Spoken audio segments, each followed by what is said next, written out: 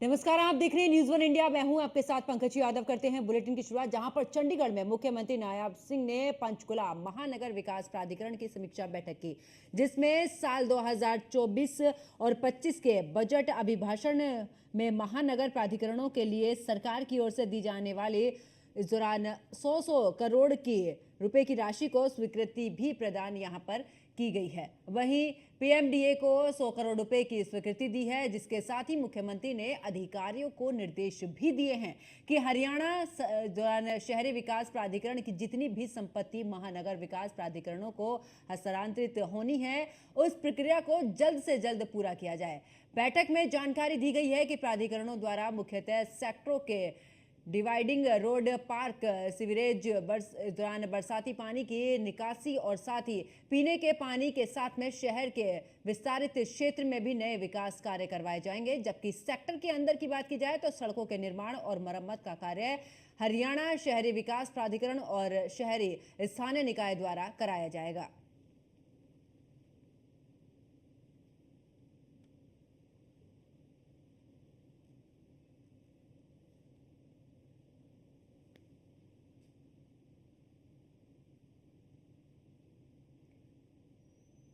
तो आज बैठक में कई अहम मुद्दों पर चर्चा, जिसमें से आपको बता दें कि पंचकुला महानगर विकास प्राधिकरण की समीक्षा बैठक हुई, जिस बैठक में कई निर्णय लिए गए। और इसमें अगर बात करें तो इस बैठक की अध्यक्षता मुख्यमंत्री नायब सिंह सैनी की अध्यक्षता में ये बैठक हुई है, जहां पर 100 करोड़ रुपए की परियोजनाओं को मंजूरी मिली है। तो डिवाइडिंग रोड, पार्क, सीवरेज करवाए जाएंगे। इसके अलावा बरसात के पानी को लेकर भी आखिरकार किस तरीके से निकासी हो सके, इसको लेकर भी इस बैठक में खास करके चर्चा की गई है। तो मुख्यमंत्री नायब सिंह की अध्यक्षता में ये बैठक हुई है, जिसको लेकर 100 करोड़ रुपए की परियोजना को मंजूरी मिली है।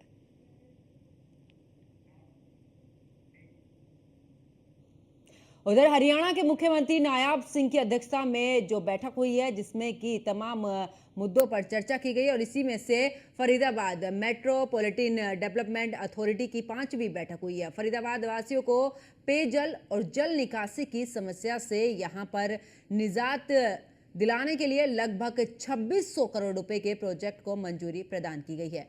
इस प्रोजेक्ट के तहत 22 रेनिवेल रिवर्स रोटरी तकनीक से 70 ट्यूबवेल्स और साथ ही 8 बूस्टिंग स्टेशन भी बनाए जाएंगे। इसके अलावा अन्य बूस्टिंग स्टेशनों पर भी पानी की आपूर्ति करने के लिए सब्सिडी बूस्टिंग स्टेशनों के निर्माण के साथ साथ लगभग 500 किलोमीटर पाइपलाइन भी यहां पर बिछाई जाएगी। इस प्रोजेक्ट के पूरा होने से जल आपूर्ति क्षमता 450 एमएलडी तक पहुंच जाएगी। वर्ष 2028 और 29 तक इस बड़ी परियोजना को पूरा करने के बाद फरीदाबाद में रेनिवेल्स की संख्या 56 हो जाएगी और ट्यूबवेल्स 220 होंगे।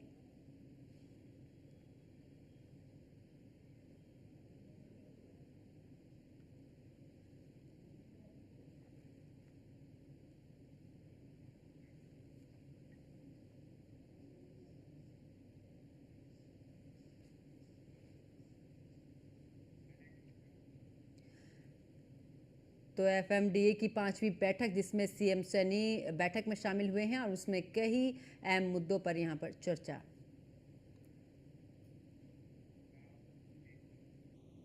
तो वहीं दूसरी तरफ सीएम के साथ हुई बैठक के बाद मंत्री मूलचंद शर्मा ने बताया है कि इस दौरान एफएमडी की अगर बात की जाए तो विकास को लेकर बैठक हुई है, जिसमें 2031 तक शहर विकसित करने की कार्य योजना पर विचार किया जाएगा। साथ ही पानी की समस्या सहित शहर विभिन्न समस्याओं पर भी इस दौरान चर्चा हुई है, यानी कि शहर की जो अलग अलग समस्याएं हैं उनको लेकर भी चर्चा की गई है। तो सीएम के साथ हुई बैठक में उसके बाद मंत्री मूलचंद शर्मा ने बताया है कि एफएमडी के विकास को लेकर भी ये बैठक हुई है, जिसमें 2031 तक शहर विकसित करने की कार्य योजना पर विचार किया गया है।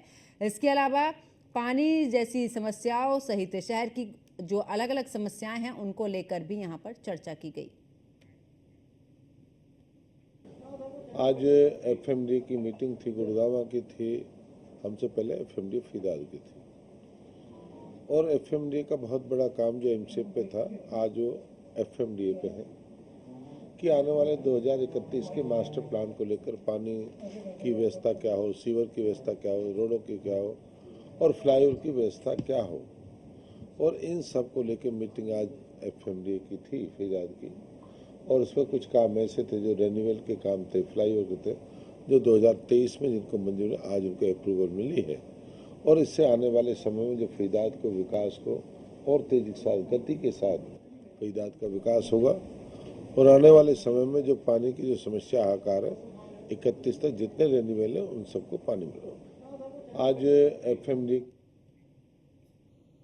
तो वहीं दूसरी तरफ की अगर बात की जाए तो कोर्ट की तरफ से शंभू बॉर्डर को एक हफ्ते में खोलने को लेकर उद्योग मंत्री मूलचंद शर्मा की अगर बात करें तो उन्होंने कहा है कि इस दौरान कोर्ट ने जो बात कही है वो सही है, सभी को कोर्ट के आदेश का पालन करना चाहिए, शंभू बॉर्डर खोलना चाहिए और बॉर्डर के बंद होने से लोगों को आने जाने में काफ़ी दिक्कतें हो रही हैं। किसी भी समस्या का समाधान बातचीत के जरिए होना चाहिए। सरकार भी बातचीत को तैयार है। लोकतंत्र में सभी को प्रदर्शन का दौरान अधिकार है, लेकिन दूसरों की सुविधाओं का भी ध्यान रखना चाहिए। तो कोर्ट की तरफ से शंभू बॉर्डर को एक हफ्ते में खोलने को लेकर उद्योग मंत्री मूलचंद शर्मा की ओर से प्रतिक्रिया आई है सामने। जो हाई कोर्ट की जो न्यायपालिका, हाई कोर्ट ने जो कहा है और जो न्यायपालिका ने कहा है, उस आदेश की सबको पालना करनी चाहिए। और न्यायपालिका ने जो कहा है कि रास्ता खुलना चाहिए, रास्ता खुलना चाहिए। और अपना किसी का रास्ता रोकने से कोई हल नहीं है।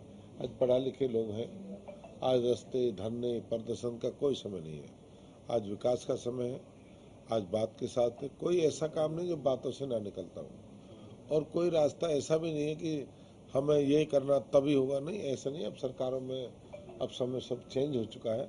हर व्यक्ति टेबल पर बैठ के बात करना चाहता है और किसी की समस्या को देखते हुए अपनी बात को वो रखना चाहे तो उसके लिए सरकार करने के लिए तैयार है। आपने कोई कि आदमी दिल्ली में प्रदर्शन करना या दिल्ली में जाना, प्रदर्शन करने का सबका अधिकार है, पर इस तरह की बेकायदगी के साथ किसी को करना, जो पिछली बार हुआ, इस तरह की गलती ना हो, आम जनमानस को कोई परेशानी ना हो, किसी लोगों को इस तरह की ना हो, इसलिए कि लोगों को कहा है कि भाई इस तरह की समस्या ना हो। मेरा एक कानून ने जो हाई कोर्ट की जो न्यायपालिका, हाई कोर्ट ने जो कहा है और जो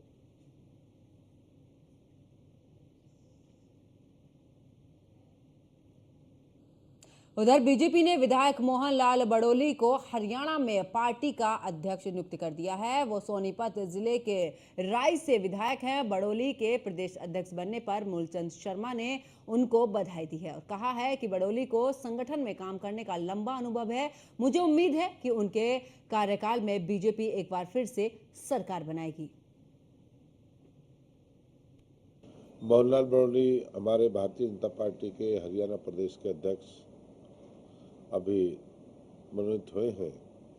कि प्रदेश की तरफ से और मेरी तरफ से उनको बहुत बहुत बधाई, बहुत मुबारक। लंबा अनुभव है, लंबे समय के संगठन से जुड़े हुए हैं।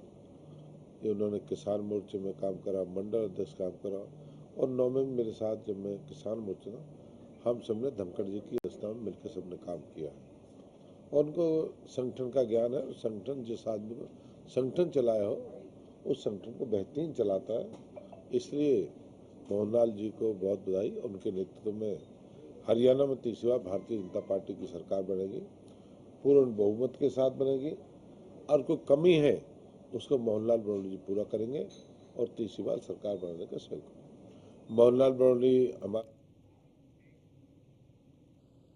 उधर हरियाणा में प्रगति कानून व्यवस्था पर विपक्ष के आरोपों का भी उद्योग मंत्री ने जवाब दिया है। इस दौरान उन्होंने कहा है कि सरकार अपराधियों पर लगाम लगाने में कामयाब रही है। राज्य में कोई भी अपराध करता है तो उसको कानूनी कड़ाई के साथ से यहाँ पर निपटता जाता है। साथ ही उन्होंने कहा कि आज समाज के सभी वर्ग और उद्योगपति अपने आप को सुरक्षित महसूस कर रहे हैं और कांग्रेस सरकार में अपराधियों को इस दौरान अपराध करने का ठेका मिलता था। 9.5 साल तो ये आराम से बैठे, कुछ कहा नहीं। अब चुनाव के मैदान में चुनाव आने वाले हैं और चुनाव भी 3 महीने बाद है। आज अपराध मुक्त है। किसी के मकान दुकान पे, कोठी मकान दुकान खेत फैक्ट्री उद्योग में कोई कब्जा नहीं है। पूर्व की सरकार में ठेका हुआ करता कब्जों का, आज प्लॉट पे कब्जा, 500 पे कब्जा, आज उद्योग पे कट रहा है, आज उद्योगपति जा रहा है।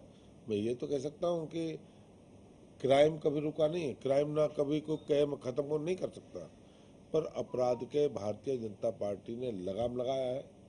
कोई अपराधी किसी राजनीतिक के घर के आसपास नहीं है, ना उन्हें कोई बैठाता है, ना उनसे कोई संबंध रखता है। अगर कोई क्राइम करता है उसके खिलाफ कार्रवाई होगी, जो भी लोग हैं उनके खिलाफ कार्रवाई है, उनको पकड़ने का काम करता है।